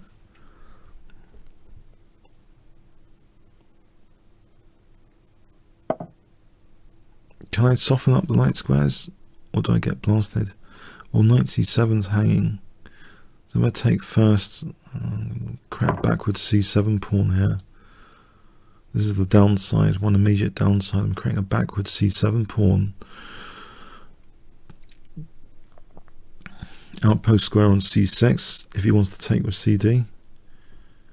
I think that would be the natural way to take cd for the outpost and c7 backward pawn. He's kind of protected my c7 pawn by not taking like this. So that idea of weakening the light squares is seeing the light of day. Here is f5 playable. Or is there some sack on g6? I think it's good to check out all the forcing moves as sort of testament of solidity. If it can withstand knight g6, if f5 can withstand knight g6, you can say that f5 is solid enough. You've got to check the dynamic forcing moves.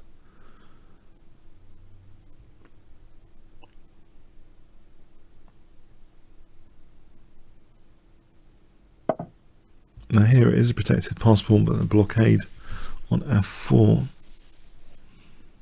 I don't really want to do that because it looks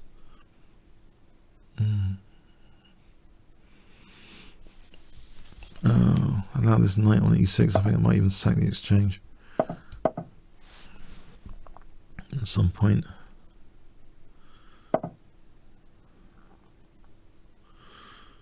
Here, yeah.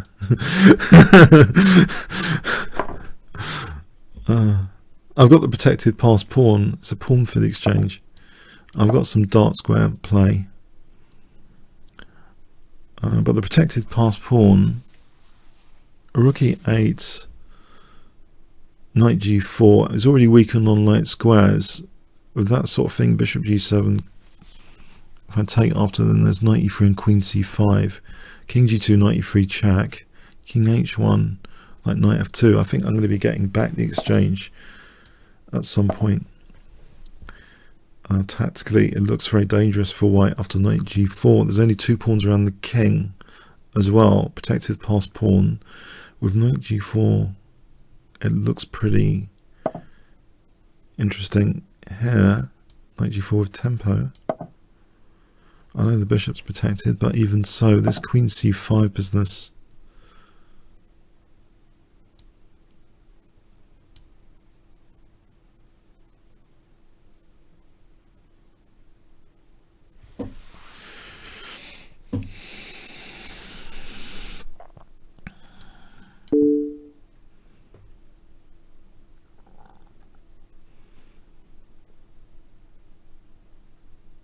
You know what? I'm wondering if I should have just take on f4, because this ending might also be interesting. I can go back to that position. Let's invite this ending. In fact, if he takes, then I'll have pressure on c4. This knight's going to have a field fest with 95 to d3 after. But basically, he's like having a sort of virtual backward pawn here if he wants that position. I'll keep control of the diagonal. e3 looks tempting on the rook. His queen can't move too far. e3, knight f2 looks very dangerous anyway. Just try and get the exchange back.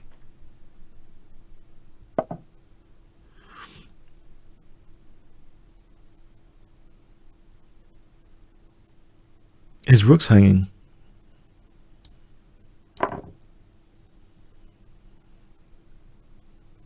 I'm threatening mate here. Alright, thanks for the game. Thanks for the game, Chikanti. Anas. Yes. I mean, sometimes you just got to go for the easy to play positions rather than allowing the knight on e6. Just sack the exchange. If it's for a pawn, all you have to worry about generally in the blitz game is if you're going to get another pawn anytime soon or extra. You just have to look at the trend of evaluation. If there's going to be a little bit more, then if you can see that there's an upward trend, that might be enough to justify an exchange sack. If you're immediately getting a pawn, and this even works in long games of Nakamura, I've noticed, he can often just sack an exchange. And even if it's not for a pawn, you just look at somehow the trend of evaluation. You just get evidence that there's an upward trend of evaluation. And that can be enough, because otherwise you'll end up never playing dynamically, because you can actually never get the justification to play dynamically. There's got to be a clue somewhere that the evaluation trend is upwards, and I felt in that game that it might be. So I think that was enough, exchange and a pawn with a potentially upwards evaluation trend. Otherwise, how would you play dynamically? You'll never,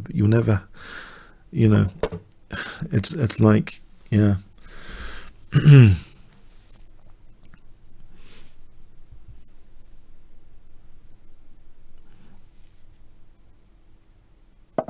Isn't that okay?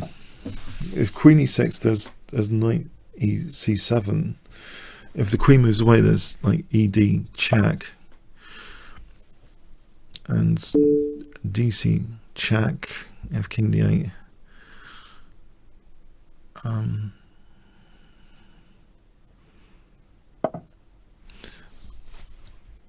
I think that might be good, but also bishop g5 might be good.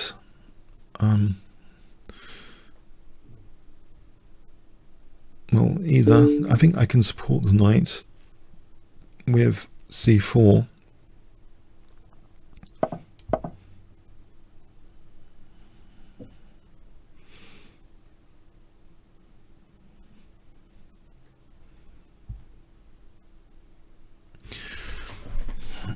I think Nakamura, by the way, is one of my favourite super GMs because of the dynamic style of play.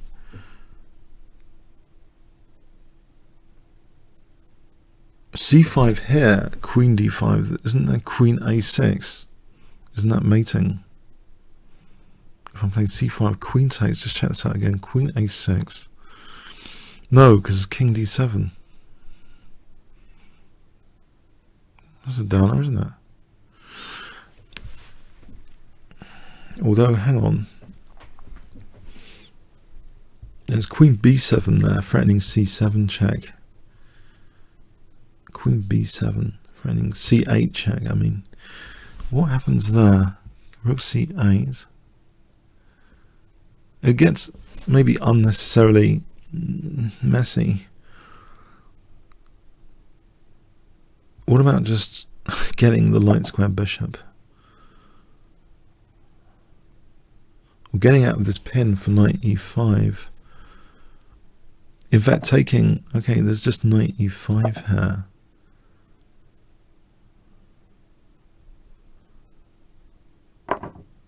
Right, this is... The rook's coming in a bit now.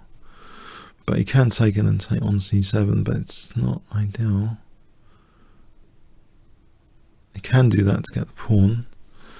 The light squares are a bit weaker. Maybe just g4 and bishop g2. In fact, here, just bishop g2.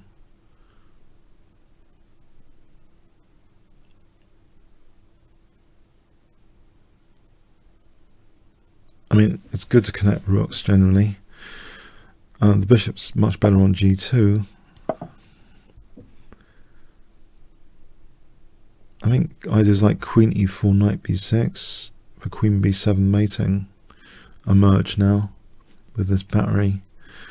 Queen e4 threatens knight b6 and queen b7.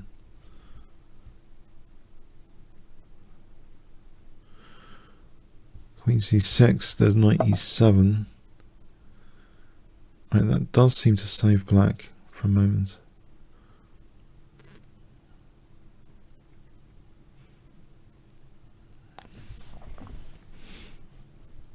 b4, bishop would move. B4 is actually a worthy forcing move to check out because of knight b6. King c7.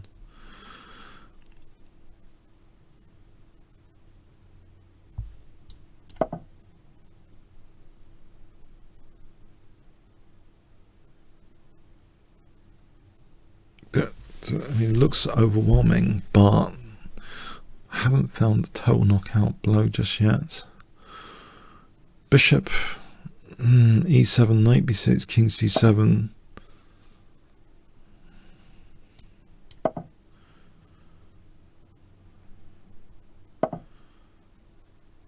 And then what?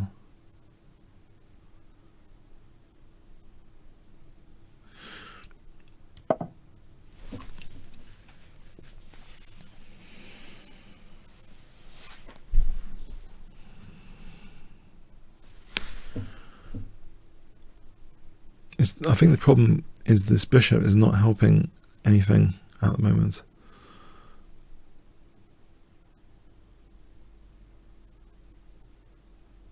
What about just rook d6? Actually, knight b6, king c7, rook d6.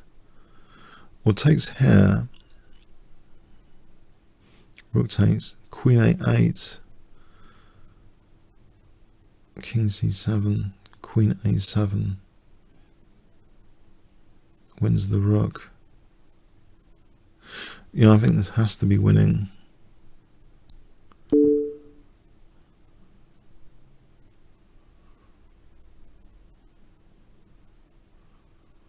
Queen a8 after rook takes b6. King c7, queen a7 must win the rook surely on b6.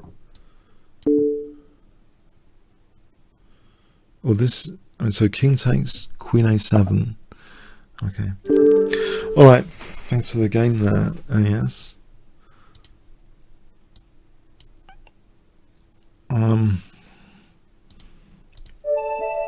BV Bowl 09.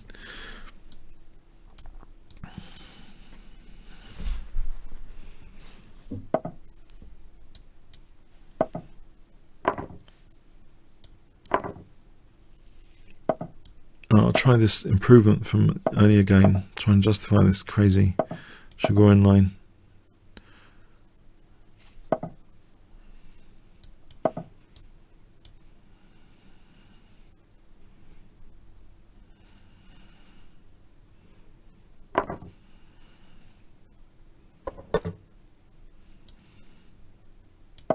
Try and stop 95. Try and stop e5. Well, it looks a little bit less dodgy than it might have done just a moment ago. I'm going to play bishop g4.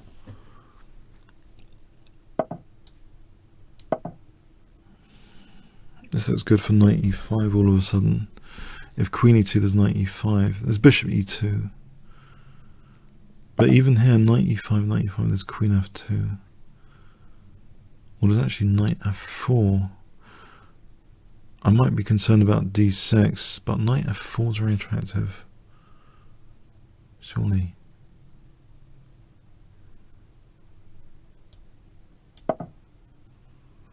There might be e5 for knight e4 to factor in.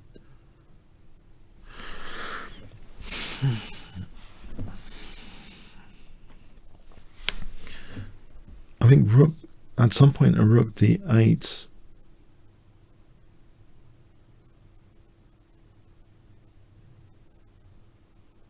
A rook d8.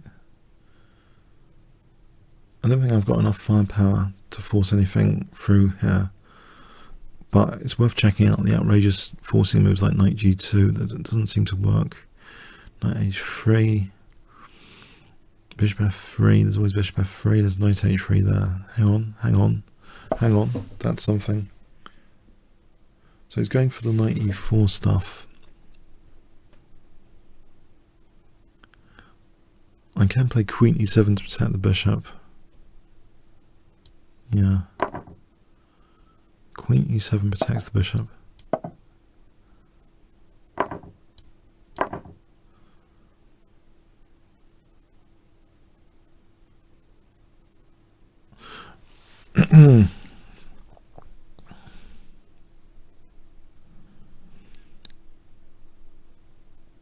Okay, so situation here.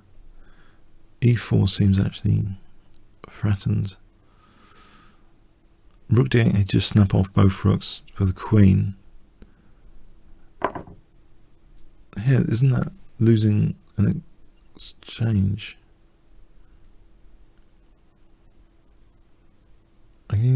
Taking that, okay, bishop g4, I get that. But there's knight takes e2 check here.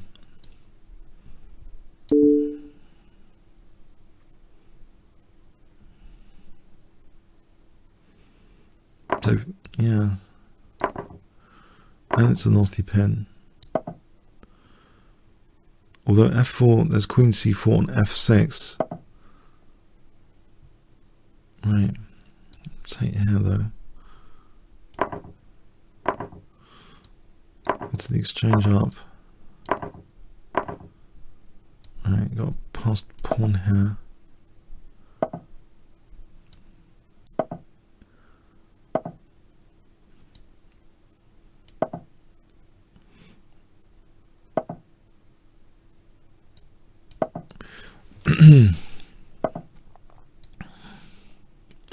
Right, two rooks on the 7th, if knight f7.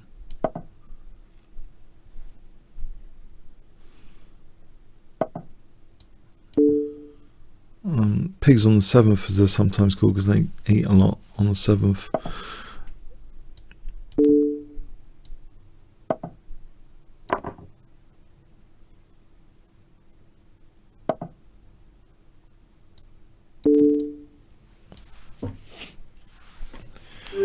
Okay, thanks for the game. Should we have one more game? And it's been a good 2-hour session today. MF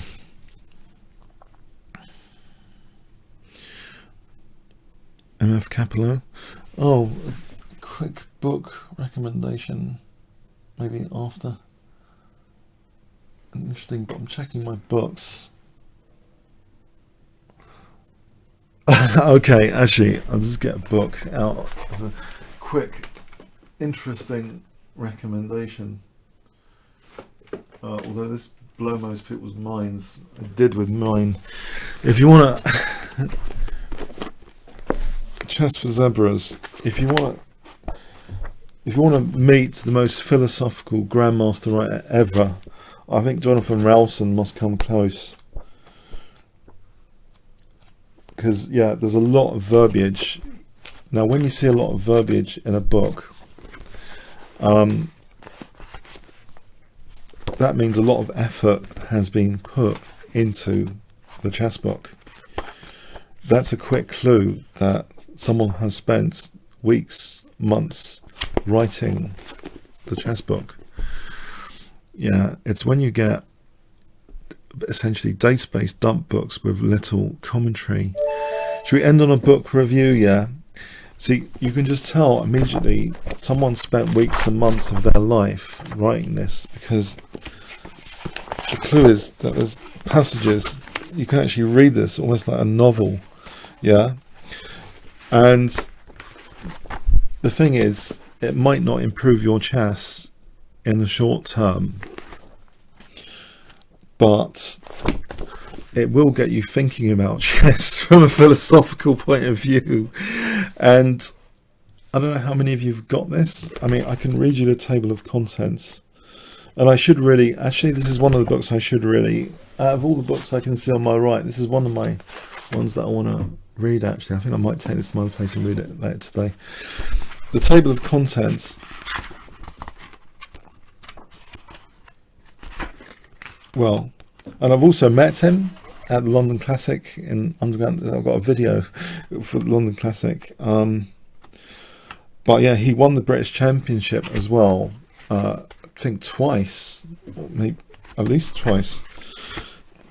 Okay, so part one, improving our capacity to improve. I'm going to read you the table of contents. Hopefully that's not breaching any copyright. Improving our capacity to improve. So he looks about what you do when you think there's a hole in your bucket. He likes the metaphors. So if you're into your metaphors, there's tons of metaphors in this. Yeah. Learning and unlearning, hindsight and foresight, knowledge and skill, the intelligence unconscious, developing skill, psychologics, storytelling, which goes into chess narratives, vague narratives, opening narratives. It's really fascinating. Which myth are you playing by? Myths themselves, the sacrificial attacker, probably. I need to read this chapter in particular. The thwarted genius, the noble apprentice. Then concentrate, learning to concentrate. Yeah, that's something. The lazy detective. Can you make any more useful moves before your first move? Yeah, why chess is so difficult. Something that works for me. Doing and being. Why shouldn't I be defensive? Glorious grinding. Part 3 is thinking colourfully about black and white.